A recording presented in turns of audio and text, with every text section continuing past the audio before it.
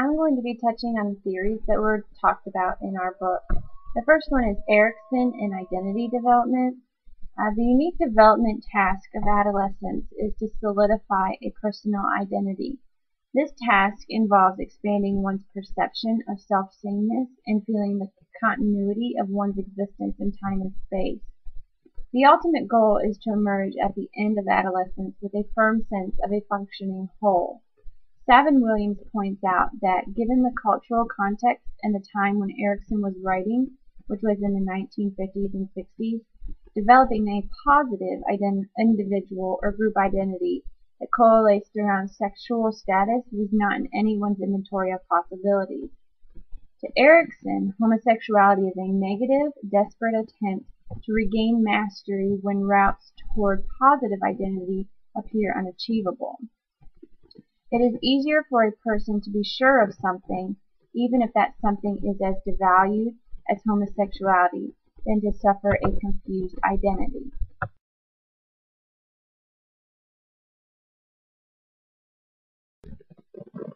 The next theory that was discussed in the book is the caste sexual identity model. Now, this is a 6-stage development model that is the standard bearer of homosexual identity models. Cass continues to refine and expand this model from its original in 1970s. According to Cass, sexual identity is a universal developmental process that proceeds in a predetermined temporal sequence of 6 stages.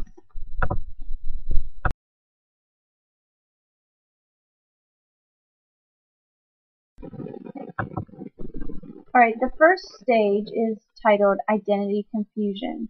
And this begins when an individual recognizes that his or her sexual feelings, actions, or thoughts could be labeled as homosexual.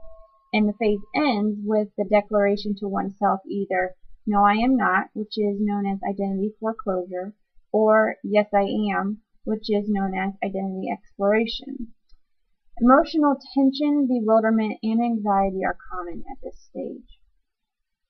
The second stage is identity comparison, and this is where an individual compares his or her sexual feelings with those of others and tentatively accepts them.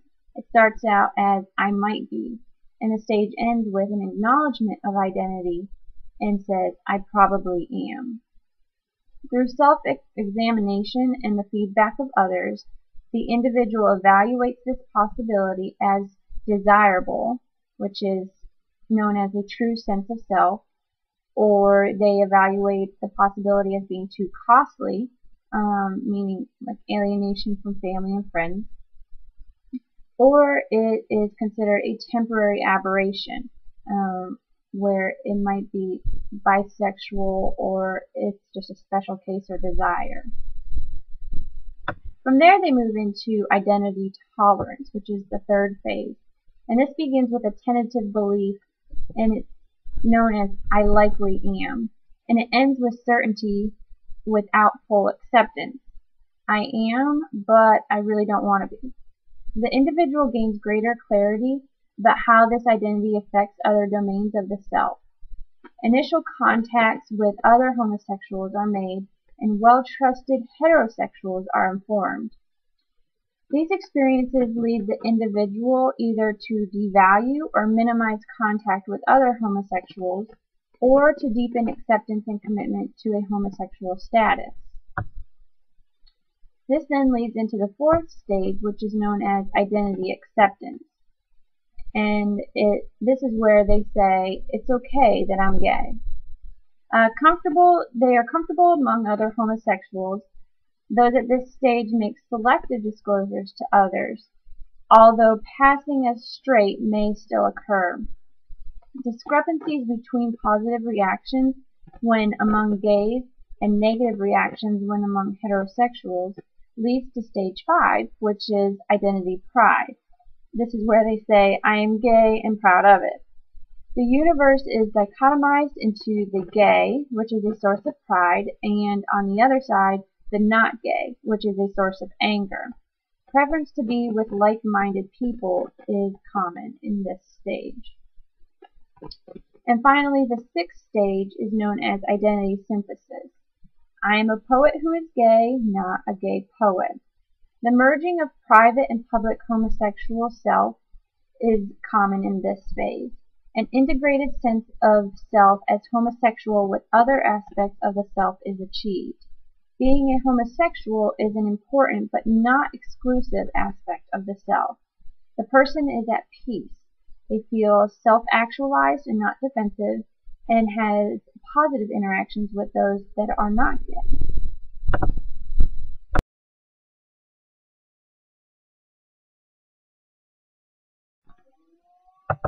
Finally, I want to talk about Troyden's model. Richard Troyden proposed an idealized model to enable clinicians to meet the needs of their lesbian and gay patients. He uses benchmarks as opposed to stages that are more spiral than linear, and he suggests that individuals move back and forth between stages, and that not all will experience all stages or substages.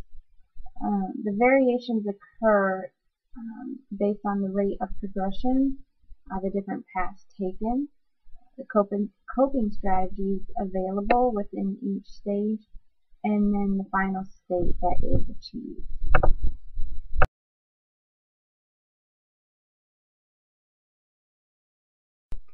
Savin Williams discussed three major objections to the theories that are available for homosexual identity. Some people are not exclusively gay and therefore do not fit into this sequence of stages. Some do not achieve an integrated identity, and some even remain developmentally static. Are they true is the question that Savin Williams poses. Do the lives of same-sex attracted individuals follow sexual identity models? The second criticism is sexual identity models are particularly insensitive to cohort, gender, and ethnicity. Stage models are an imposition of dominant white male development posturing as normative. The book is quoted as saying, variation and fluidity are the rule, not the exception. Coming out models appear more applicable to some and not other cohorts. Adolescents of the 60s and 70s may have followed the models. However, contemporary youth experience a truncated or more rapid identity development process. And the third criticism is the prevailing assumptions of sexual identity models are ethnocentric. This means that progress is measured in terms of movement along a white majority continuum. Young ethnic minorities are profoundly influenced by specific cultural, class, and historic content. This is not taken into consideration when these developmental theories were created.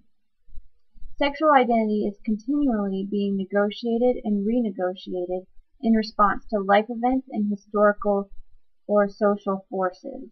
For example, young African American men's level of self-acceptance and outness depends on whether they are in a same-sex romantic relationship with a white or black man. If they are dating a white man, their primary allegiance tends to be with the gay group rather than the black community. And as a result, they experience less family and ethnic community support. Now, on the other hand, if they are dating a black man, they tend to feel alienated from the gay community, but more connected to their ethnic heritage. A study conducted by Savin Williams and Eric Dubé found the following ethnic group differences among young men in the timing and sequence of developmental milestones. Latinos were early and Asian Americans late in awareness of their same-sex attractions. Many African Americans, but few Asian Americans, had gay sex before identifying as gay. Asian Americans engaged in gay sex at a later age. African Americans and whites were more likely than Asian Americans and Latinos to have sex with females. And African Americans and Asian Americans were least likely to be out to others, especially family members. So some of these points just reiterate the fact that these developmental theories don't necessarily address the ethnic, cultural, or gender differences that are presented in each individual.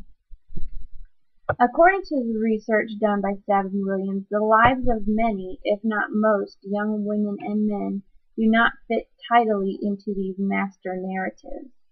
Even if most models are inherently male-centric, research suggests that they even fail to characterize the lives of current cohorts of young men with same-sex attractions.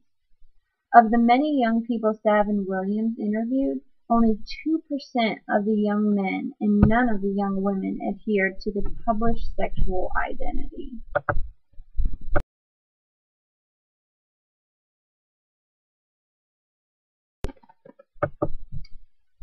Okay, so we've discussed the limitations of the theories, so the obvious question is, where do we go from here? Counselors need to keep in mind that the concept of separate stages inherently places brackets around something that can't be bracketed. An individual's life is more than a category, and is always in a state of flux and self-discovery, according to Savin Williams. If sexual identity models are to have a future, they must address the following problems. First, they usually assume a bivariate typology, meaning gay or straight. You need to take your pick. But don't choose bisexual or unlabeled or any other categories that are out there for sexual identity. The lack of heterosexual identity models is another problem that needs to be addressed. Do heterosexuals not struggle with their sexuality? Why are there no models for heterosexuals? And what stigma is this placing on homosexuality? These are just some of the questions to consider. To accept the validity of models of development for gay people only implies a succumbing to heterosexual values, norms, and definitions of reality, according to Savin Williams. Some heterosexuals do question their sexual orientation and consciously assume a sexual identity. Where is their sexual identity model? Are we to conclude that heterosexuals who question their identity are by definition unhealthy? Another thing to consider is oversimplification of a complex evolving process. It is erroneous to assume that one model can apply to all without regard to gender, background, cohort, ethnicity, or even empirical validation.